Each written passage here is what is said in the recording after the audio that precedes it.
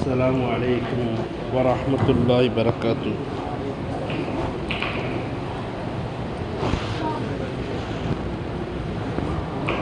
الحمد لله نحمده ونستعينه ونستغفره ونؤمن به نتوكل عليه ونعوذ بالله من شرور أنفسنا ومن سيئات أعمالنا من يهده الله فلا مضل له ومن يضلل فلا هادي له ونشهد أن لا إله إلا الله وحده لا شريك له ونشهد أن محمدا عبده ورسوله. أما بعد فقد قال الله تبارك وتعالى في الفرقان المجيد بعد أعوذ بالله من الشيطان الرجيم بسم الله الرحمن الرحيم ألا إن أولياء الله لا خوف عليهم ولا هم يحزنون لهم البشرى في الحياة الدنيا والآخرة. وقال نبينا محمد المصطفى رسول الله صلى الله عليه وسلم واذكروا محاسن موتاكم أو كما قال عليه الصلاة والسلام. கண்ணியத்திற்கும் பெரும் மதிப்பிற்குரிய அல்லாஹுடைய நல்லடியார்களே, நமது பனைக்குளம் மாநகரிலே மறைந்து வாழும் வலிமார்களுடைய நினைவு தினங்களை ஆண்டில் அவர்களுக்காக ஒதுக்கப்பட்ட அந்த நாட்களிலே நாம் சிறப்பாக அவருடைய நிகழ்ச்சியை கண்ணியப்படுத்தி வருகின்றோம். அந்த வரிசையிலே இன்று நமது ஜும்மா பள்ளியுடைய வளாகத்திலே மறைந்து வாழும் இறைநேச செல்வர், நாமெல்லாம் அன்போடு ஆலியார் ஷெஹப்பா என்று அழைக்கக்கூடிய அந்த இறைநேச செல்வருடைய நினைவு நாளை முஹர்ரம் பிறை 1446 ஹிஜ்ரி முஹர்ரம் பிறை 1 மூவிரவு நிகழ்ச்சியாக இந்த விழாவை சிறப்பாக நாம் கண்ணியப்படுத்தி கொண்டிருக்கின்றோம். கண்ணியத்திற்குரிய அல்லாஹுடைய நல்லடியார்களே,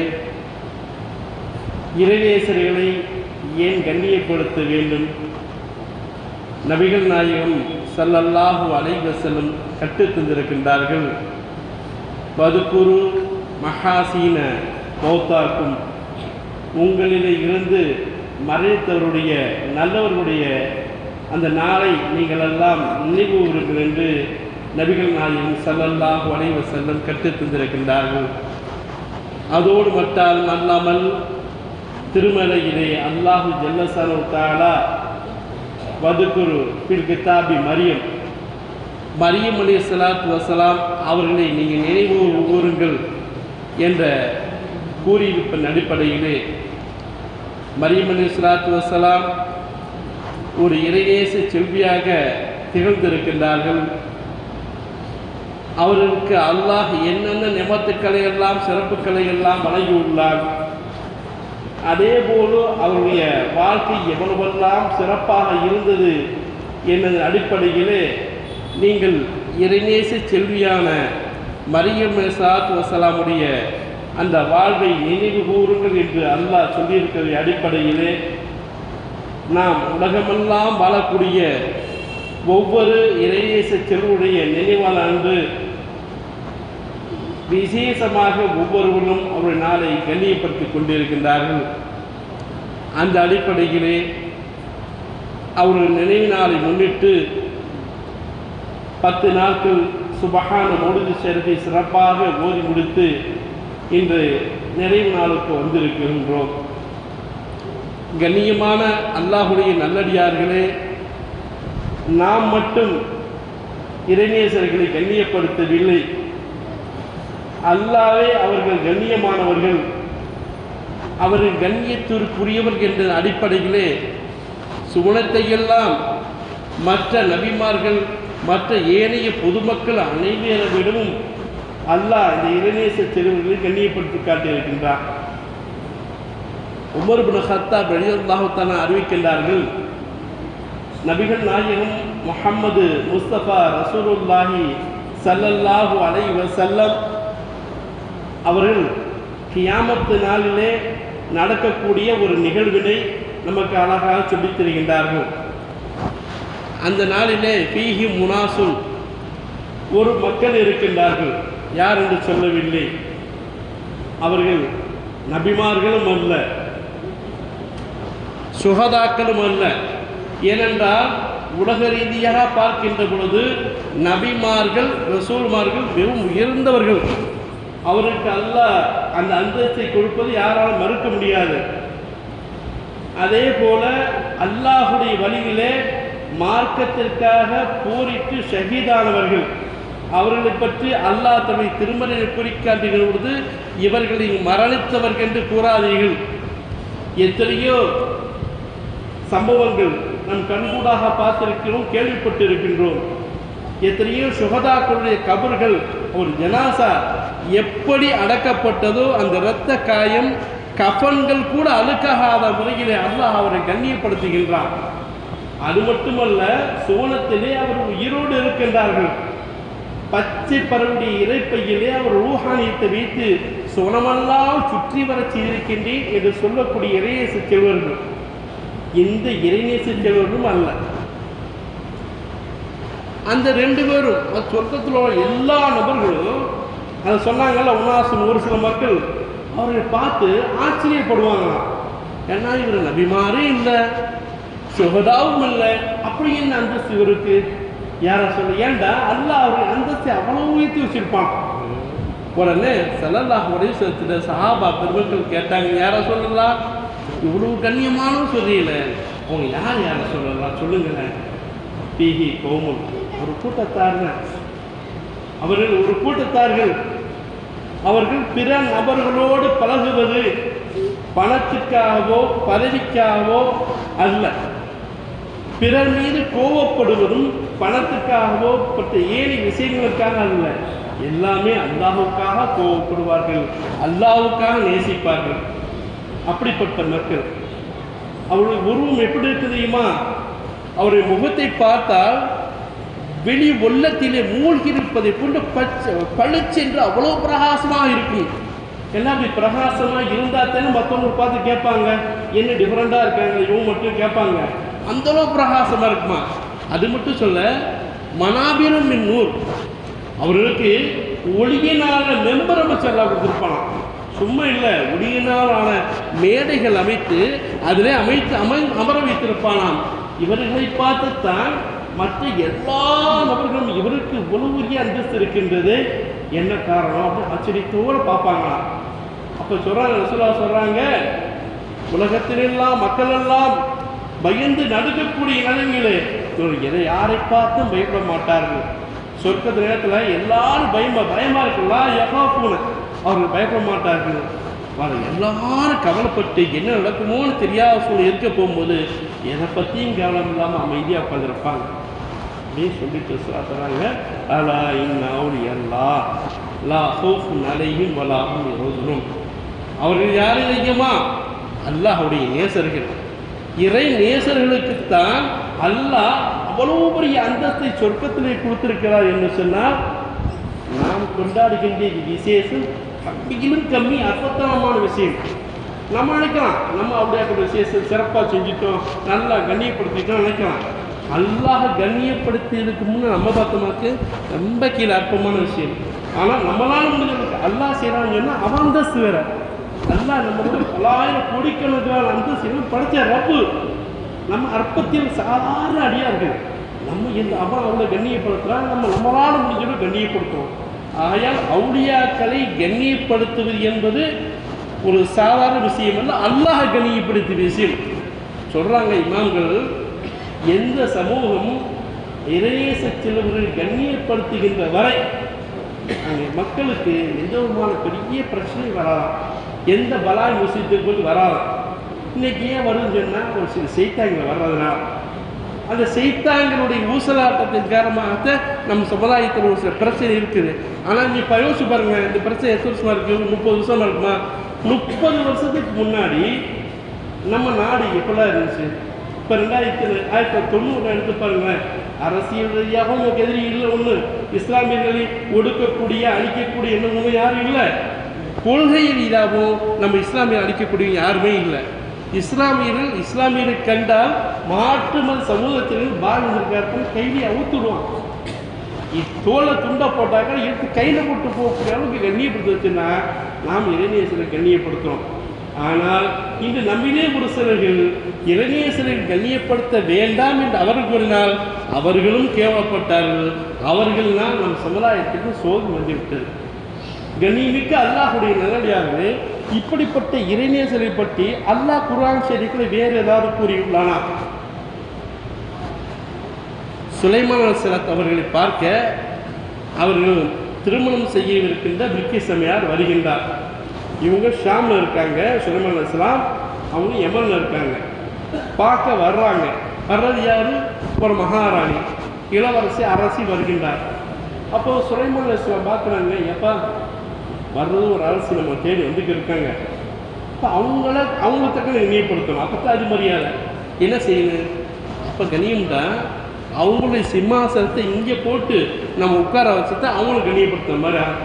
சரிப்பா, சிம்மாசனத்தை போட்டு உட்கார வைக்கணும். யார் கொண்டு முடியுமா?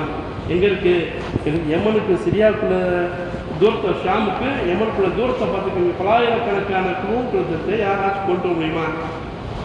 சுலைமான் அலைஹிஸ்ஸலாம் யாராவது கொண்டு முடியுமான்னு கேட்குறாங்கன்னு இருந்தாங்க, கொன்ற முடியும்னு அர்த்தம்.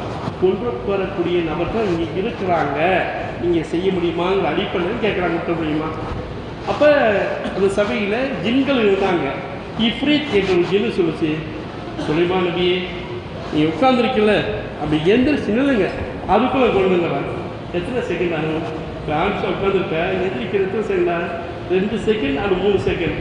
இது எவ்வளோ பெரிய ஆச்சரியமான விஷயம். இங்கே 2-3 செகண்ட்குள்ள நான் கொண்டு தான் சொல்கிறாங்க. அப்போ பக்கத்தில் இருக்க ஒரு அடிவாரம் சொல்கிறாங்க, ஏப்பா அவ்வளோ நேரம் ஆகுது? நான் கொடுக்குறேன். அந்த சபையிலே வீட்டுங்க ஒரு நல்லடியார், அல்லாஹுடைய இல்மு கொடுக்கப்பட்டவர். இல்முன்னா மறைவான ஞானம் கொடுக்கப்பட்டவர். சொன்னார், சுலைமான் நபியை நீ கண்ணை மூடி கண்ணத்துறங்க. கண்ணை மூடி கண்ணத்துறக்குன்னா ஃப்ராக்ஷன் ஆஃப் செகண்ட், ஒரு வினாடியிலே ஒரு சில மண் ரொம்ப கம்மியான அளவு, அதுக்குள்ள நான் சொல்லிட்டேன்னு சொன்னாங்க. கண்ணை மூடி கண்ணை திறந்தாங்க, அதுக்கு சிம்மாசனம் வந்துருச்சு. அந்த சொன்ன பெரியவரும் அங்கே உட்காந்துருக்காரு. எப்படி சிம்மாசனம் வந்துச்சு? எல்லாம் சொல்லிட்டாங்க, இல்முடையவர், கல்வியுடையவர் அங்கே இருந்தார். அவர் கொடுத்துருக்காங்கன்னா அந்த கல்வியின் மூலமாக என்ன வேணாலும் செய்ய முடியும். ஏன்னா அவங்க அல்லாஹ்வுக்கு கட்டுப்பட்டதுனால அல்லாஹ் அவங்க என்னத்தை நாடுனாலும் அது நிறைவேற்றி கொடுத்துட்றாங்க சபையில். இந்த நிகழ்ச்சியை பார்க்குறாங்க. பார்த்துட்டு சுலைமான் அலைஹிஸ்ஸலாம் சொல்கிறாங்க, ஹாதாமின் பதுலி ரப்பி, இது என்னுடைய அருட்படை, இறைவனுடைய அருட்படை. எதை பார்த்து? நம்மளாம் கார் வாங்கினாவோ, பைக் வாங்கினாவோ, வீடு வாங்கினாவோ எழுதுகிறோம், இது என்னுடைய இறைவன் அருட்படை, ஹாதாமின் பதுலி ரப்பின்னு போடுறோம். எது போடுறோம்? பொருளாதார ரீதியாக அல்லாஹ் செல்வ செழிப்பாக வச்சுருந்தா நம்மளாம் ஹாதாமின் பதுலி ரப்பின்னு போடுறோம். சுலைமான் செய்யாது உலகத்தை ஆண்ட மிகவும் ஆட்சி அதிகாரப்படுத்த ஒரு மிகப்பெரிய நபி. அவர்கிட்ட இல்லாத செல்வமா? அவர்கிட்ட ஆட்சி அதிகாரம் கொடுத்தாங்க அல்லாஹ், அதை விட பெரிய இருக்குல்ல. ஆனால் அப்போலாம் அல்லாஹ் சொல்ல, அவங்க ஆதாமின் பதுலி ரப்பி, இறைவன் எனக்கு கொடுத்துருக்கு இந்த ஆட்சி அதிகாரம் அல்லாஹுடைய மிகப்பெரிய அறுப்படை கூறலை. செல்வம் கொட்டி குஞ்சு கால விளைச்சு அப்பவும் சொல்லலை, ஆதாமின் பதுலி ரப்பின்னு சொல்லலை. ஆனால் இந்த நல்லடியார் இந்த சம்பவத்தை செய்த போது ஆதாமின் பதுலி ரப்பின்னா யாரெல்லாம் இது போன்ற சிறந்த அடியார்களை எனக்கு தந்ததுக்குத்தான் நீரே எனக்கு அது மிகப்பெரிய கண்ணியப்படுத்தியிருக்கின்றார். சுலைமான் என்ன சொல்றாங்கன்னா, இந்த அந்த இறைநேச செல்வர் அல்லாஹ்வுடைய மிகப்பெரிய அருட்கொடை என்று சொல்கின்றார்கள். கண்ணியமானவர்களே, அல்லாஹ்வுடைய அருட்கொடை என்று யார் சொல்றார்? சுலைமான் நபியே சொல்கின்றார் என்று சொன்னால் அந்த அருட்கொடை நமக்கு கிடைத்திருக்கின்றது. முன்னாடி பாட்டு போடும்ல, நால்கைகள் அரண் போகணும் தான் வடநேசன் நம்ம ஊரை சுற்றி பாதுகாத்திருக்காங்க. ஒரு இறைநேச திருவிழை பார்ப்பது, ஒரு இறைநேச திருவோடு இணக்கமாக இருப்பதெல்லாம் அல்லாஹ் யாருக்கு நாடுறோமோ அவருக்கு நடக்கும். அப்போ அந்த இறைநேச திருவிழை நம்ம ஊரில் நடந்துருக்கான் அமர வச்சு அவங்களுடைய துவாவை நமக்கு பெற வச்சுருக்காங்கன்னா நம்மளால் எவ்வளோ பெரிய கூட அபாக்கியசாலி. நம்ம அல்லாஹுடைய அருள் நம்ம ஊரில் இருக்குது. சொல்லப்போனால் 6 இறைநேசர்கள் ஊரில் இருக்காங்க. இதுவே அல்லாஹ் நமக்கு செய்திருக்குன்னா மிகப்பெரிய அருட்கொடை. இந்த அருட்கொடைக்கு நமக்கு யாராச்சும் உதவி செஞ்சுட்டா என்ன செய்வோம்? அதை கண்ணியப்படுத்தணும்ல. அந்த அடிப்படையில் இந்த அருளை கொண்டாடுவதற்கு தினம் தினம் அல்லாஹ்வுக்கு நன்றி செலுத்திக் கொண்டே இருக்கும். யா அல்லாஹ், ஏன்னா நம்ம செய்யாட்டாலும் நம்ம ஊருக்கு அத்தனையோ துவா செஞ்சுக்கிட்டே இருப்பாங்க. நம்ம போய் கேட்குற துவாலாம் எங்கள் ஊரை பாதுகாருங்க கேட்க மாட்டோம். என்ன சொல்லுவீங்க? எனக்கு வயிற்று வலிக்குது, எனக்கு காசு தேவைப்படும், நான் மலேசியா போன விசா கொடுத்துருக்கேன், வரவே மாட்டேங்குது, சம்பளம் தரேன்னு சொன்னால் இன்னும் சம்பளமே தரல, ஏமாற்றிக்கிட்டு இருக்காங்க, பர்சனல் ப்ராப்ளத்தை நீங்கள் நம்மளாம் கேட்டுக்கிருப்பான். ஆனால் நமக்கெல்லாம் பொதுவான பலாய் முசீபத்துக்கள் நமக்கெல்லாம் அண்டாமல் இருக்குன்னு சொன்னால் அவங்க நம்ம கேட்டுக்கிட்டே இருப்பாங்க. கனிமிக்க அல்லாஹ்வுடைய நல்லடியார்கள், இந்த இறைநேச செல்வர் உலகம் முழுக்க பறந்து விருதி கிடக்கிறார்கள் என்று சொன்னால் அல்லாஹ் நமக்கு தந்த மிகப்பெரிய நண்பர்கள். கண்ணியமானவர்களே, இப்படிப்பட்ட இறைநேசருடைய சேவைகள் இந்த சமுதாயத்திற்கு, இந்த மக்களுக்கு எண்ணற்ற முறையில் கோடான கோடி முறையிலே தேவை தந்திருந்து இருக்கிறது. அவர்கள் நமக்கு பல்வேறு சேவைகள் செய்திருக்கின்றார்கள். ஒரு 3 சேவை, அவர் செஞ்ச சேவையை அளவிட முடியாது. ஒரு 3 சேவை சுட்டி காட்டுகின்றேன். ஒன்றாவது, நமக்கெல்லாம் ஷிஃபாவை தருகின்றார்கள். வாழ்கிற காலத்திலேயே இப்போ ஆலியா ஷெஹப்பா 200 முன்னாடி உள்ளவங்க எல்லாரும் முன்னாடி உள்ளவங்க. இப்போ தற்போது நம்ம சமுதாயம், நம்ம ஊர் மக்கள் ஹயாத்தாக இருக்கக்கூடிய கண் கூட இருந்தவங்க பாபாவை பார்த்துருக்காங்க. அவங்கள் மூலமாக எத்தனை விதமான ஷிஃபாவை பெற்ற மக்கள், எத்தனை விதமான நன்மக்கள், துவா பெற்ற நன்மக்கள் கூட இருக்காங்கல்ல. இதே போன்ற இந்தியாவில் இருக்கக்கூடிய, தமிழ்நாட்டில் இருக்கக்கூடிய எல்லா இறைநேச செல்வர்களும் ஷிஃபாவுடைய மக்களுக்கு நோய் நிவாரணம் தரக்கூடிய ஒரு ஹக்கீமாக இருந்திருக்கின்றார்கள். 2வது, ஹிதாயத்தை காட்டி தந்திருக்கின்றார்கள். எத்தனையோ நபர்களுக்கு அவரோட கல்வை பரிசுத்தப்படுத்தி, கல்விலே மண்டி கிடக்கின்ற அழுக்குகளை அப்புறப்படுத்தி பரிசுத்தப்படுத்தக்கூடிய வேலையை தந்திருக்கின்றார்கள். 3வது, உலகமெல்லாம் இஸ்லாம் பறப்பதற்கு இறைநேச செல்வர்களே காரணம். சொல்லலாம், ஹஜ்ஜத்துல் வதாவில் பெருமாள் ஸல்லல்லாஹு அலைஹி வஸல்லம் உரை நிகழ்த்திய பொழுது என்னென்ன பக்கத்தில் ஒட்டாமல் இருந்தோ அதற்கு சஹாபாக்கள் பறந்து விருந்து போனாங்க. ஆனால் அவர்கள் முடிந்த காலத்திற்கு பின்பு இஸ்லாம் வெவ்வேறு பகுதிகளுக்கெல்லாம் வந்து நீங்கள் சொன்னால் நம் இறைநேச செல்வர் உலகமெல்லாம் பறந்து விருந்து எல்லா இடத்திலும் வந்ததன் காரணமாகத்தான் அரபு நாடுகளிலிருந்து அரசராக இருக்காங்க. அரபு நாடுனா கல்ஃப் கண்ட்ரியில் ஏதோ ஒரு ஊரில் பாஷனாஜி மேர்வாடி ஷஹீத் இப்ராஹிம் வலியுல்லா அவன் ரசூலா போகிறாங்க. கனவு போய் நீங்கள் போங்கன்னு சொல்கிறாங்க இஸ்லாத்தை பரப்புறதுக்கு. யார்கிட்ட? அரசர். இந்த ஊரில் பஞ்சாயத்தில் இருந்தாவோ ஒரு கௌரவமான போஸ்டில் இருந்தாவோ போக சின்ன மேலப்போ இவ்வளோ பெரிய கண்ணியத்தை விட்டு நான் போனேன்னா எனக்கு மரியாதை கிடைக்குமா? நான் பிரசிடென்ட் இல்லை, நான் முக்கியமான அதிகாரி இல்லை, என் வேட்டி அழுக்கா போயிருமே, சட்டம் அழுக்கா போயிருமே கேட்பாங்க. சொன்னது யாரு? ரசூலுல்லாஹ்.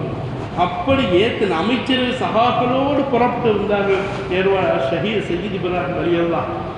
அப்படியே கேரள கடையோரத்தில் வந்து இறங்கி மதுரையிலே வந்து அங்கே ஆட்சி செய்து கொண்டிருந்தார்கள். இறுதியில் ராமநாதபுரத்திலே வந்து ஆட்சி செய்து மட்டும் இல்லாமல் போரிட்டு ஷஹீதாகி இருக்கின்றார் குடும்பமெல்லாம்.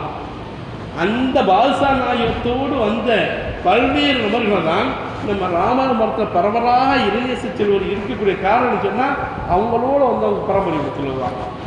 அதே போல இஸ்லாத்தை உலகம் முழுக்க இந்தியாவிலே இஸ்லாம் வர்றதுக்கு முழுக்க காரணம் சொன்னால் கரீப் நவாஸ் அஜ்மீர் ஹவாஜா முஹையீன் கத்தஸல்லாஹு சொல்கிறாங்க. அவங்க ரசூலுல்லாஹ் சொல்கிறாங்க, நீங்கள் இந்தியாவுக்கு போங்க. என்ன சொல்கிறாங்க?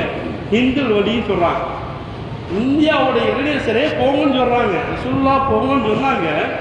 ஹாஜா நாயகம் அவங்களோட சேர்ந்த மாதிரி ஃபக்கீரோட குளத்துள்ளவங்க ஏழ்மையான தோட்டத்தில் குளத்தோடு வர்றாங்க. அதாவது அல்லாஹ் அன்னைக்கு வரைக்கும் அஜ்மீர் போயிருந்தா தெரியும். முஸ்லீம்கள் மட்டும் இல்லை, இந்து சமுதாய மக்கள், மார்வாடி மக்கள், ஏன் பிஜேபிக்காரன் கூட ஹாஜா நாயகத்தின் தர்பாரில் சரணி இழப்பாங்க. என்ன காரணம் தெரியுமா? ஹாஜா நாயகமே கராமத்தானவர்களா? ஹாஜா நாயகத்தில் கராமத்து இருக்குன்னு சொல்ல முடியாது. ஹாஜா நாயகமே கராமத்தை அவங்கள பார்த்தாவே பேசுறதுக்கா ஒன்று வழியில் அவங்க வரலாற்று நிகழ்வு சொல்கிறாங்க. அவங்க டெல்லியிலேருந்து அஜ்மீர் வர்றாங்க, நடந்து வர்றாங்க. வந்து சேர்றதுக்குள்ள 99,000 பேர் இஸ்லாம் கேட்டாங்க. இதே ஒரு கருத்து இன்னொன்று சொல்கிறாங்க. ஒரு சபையில் உட்கார்ந்து ஒரு மிகப்பெரிய சபையில் அவங்க மார்க்க பிரச்சாரம் பண்ணுறாங்க. அந்த சபையிலே 99,000 பேர் இஸ்லாத்திற்காக சொல்கிறாங்க. இப்படிப்பட்டவங்க அவங்க எவ்வளோ இறையசல் வந்து எவ்வளோ கஷ்டத்தெல்லாம் அனுபவிச்சிருக்காங்கிறக்கா சொல்கிறேன். சும்மா வந்தோன்னு சொல்லிட்டால வந்துட்டா எல்லாம் கிடச்சிருமா? கிடையாது. வர்றாங்க. இந்த ராஜஸ்தானுடைய ஒரு பகுதியில் ஒரு மரத்துடைய நிலைமை உட்கார்றாங்க. உட்கார்ந்த உடனே அந்த காலையில் பார்த்தா சாயங்காலம் ஆகுது. ஒரு அதிகாரிகள் வர்றாங்க. இங்கே அரசனுடைய ஒட்டகம் பறக்கக்கூடிய இடம். அப்போ அரசனாக இருந்தவர் பிருத்திவிராஜ். இது அரசனுடைய ஒட்டகம் படுக்கக்கூடிய இடம். இந்த இடத்துல அவங்க இருக்கக்கூடிய வேலை இல்லை. போங்க, ஒட்டகம் பார்த்து ஒட்டகம் இருக்குட்டு நாங்கள் ஓரத்தில் எந்திரிக்கிறோம். எந்திரிக்க அப்படியா? ஒட்டகம் அப்படியே படுக்கட்டும் போயிட்டாங்க. அவங்க தள்ளி போய் வேறு ஆத்தகரை உட்காந்துட்டாங்க. ஒட்டகம் படுத்து வச்சு காலையில் எழுப்புறாங்க. படுத்து ஒட்டகம் படுத்துக்கிட்டு எதிரிக்க மாட்டாங்க.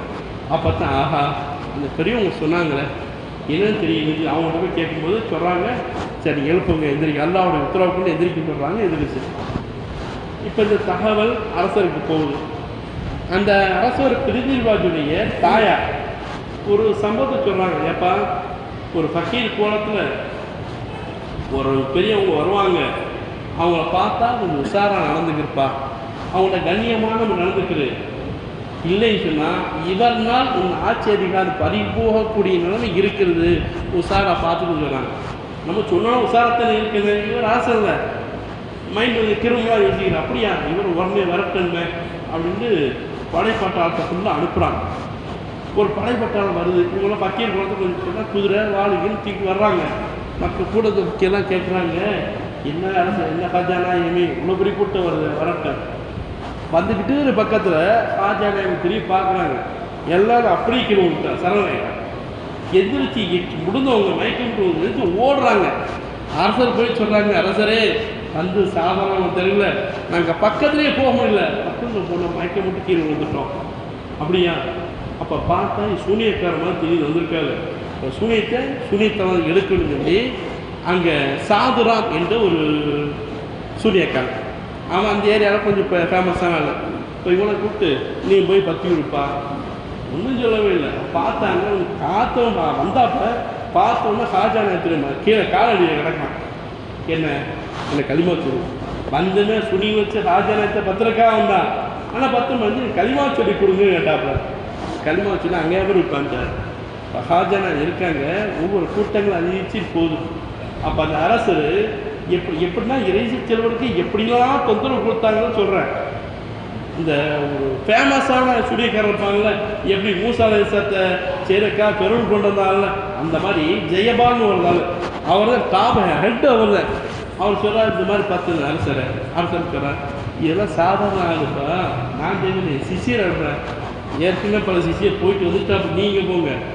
இவர் அரசர் கேட்டவுடனே இவர் தலைமையில் ஒரு 1500 சுனியக்காரரோடு அந்த சபைக்கு வர்றாரு.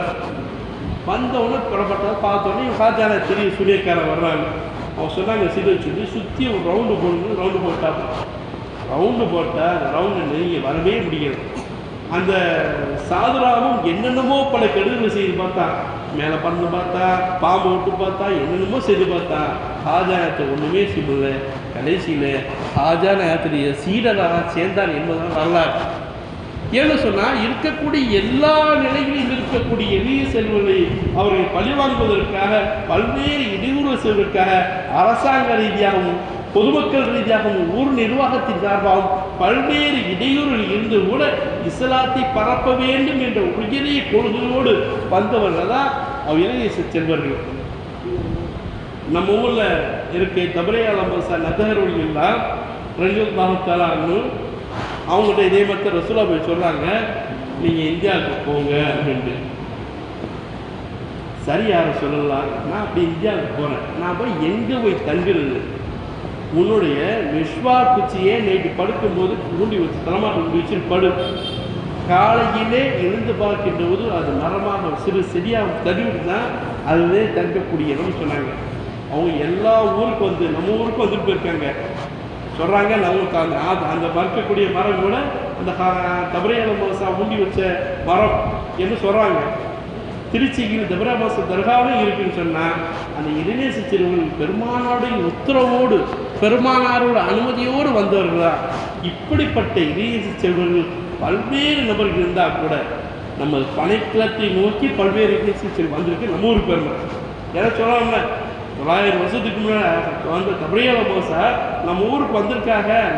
நம்மளோட சமுதாயம் நம் முன்னோர்கள் அவரை கொண்டு ஈமான் கொண்டு இருக்கிறது நினைக்கும் போது ஒரு சந்தோஷமான விஷயம்.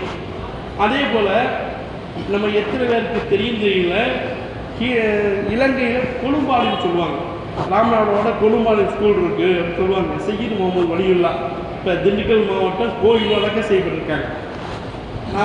இவங்களுடைய ஆண்டு விழா அன்னைக்கு ராமநாடு பெரிய முகல்ல பள்ளிவாசல் பயான் பேசுகிறேன். அப்போ அந்த ஊரில் ஒரு புக்கு தந்தாங்க, இதான் உங்கள் வாழ்க்கை குறிப்புக்கு, இதை நீ ப்ரிப்பேர் பண்ணி எனக்கு தெரியாத கொழும்பாளின்னு பேரை கிடைப்பட்டிருக்கும் தெரியாத, நீங்கள் ப்ரிப்பேர் பண்ணி பேசுங்க. அப்புறம் ஆச்சரியமான விஷயம் இருக்குது. நம்ம ஊரில் இருக்க கைலாத்தூர் ஜலியா மதரசா இருக்கு, இது அவங்களால் ஆரம்பிக்கப்பட்ட மதரசா. இந்த புக்கில் போட்டிருக்கு. இது எத்தனை பேருக்கு தெரியுமோன்னு தெரியல. அப்போ மிகப்பெரிய இறைநேச செல்வர்கள்லாம் நம்ம ஊருக்கு வந்திருக்காங்கன்னு சொன்னால் சந்தோஷமான விஷயம். அந்த அடிப்படையில் வெளிநாட்டிலிருந்து வந்த மிகப்பெரிய மகான் ஷேக் ஆலியா சாஹிப் இருக்காங்க. அந்த மகானுடைய நினைவு நாளை நம் நினைவு கூறுவது அவர்களுக்கு பெருமை இல்லை, நமக்குத்தான் பெருமை. ரசூல்லா மீது ஸலவாத் ஓதணும்டா, அல்லாஹும்ம ஸல்லி அலா முஹம்மது நபியில் உம்மி வாலிஹி வஸஹ்பிஹி ஸல்லம் ஓதணும்டா ரசூலுல்லாஹ்க்கு பெருமை இல்லை, அந்த ஸலவாத்தை உரைக்கின்ற நம் நாவுக்குத்தான் கண்ணியம். அதே போல் இந்த மகானுடைய நினைவு நாள் விழாவிற்கு எத்தனையோ நபர்கள் நேர்ச்சியை கொடுத்துருப்பாங்க, சாப்பாடை கொடுத்துருப்பாங்க, செஞ்சுருப்பாங்க.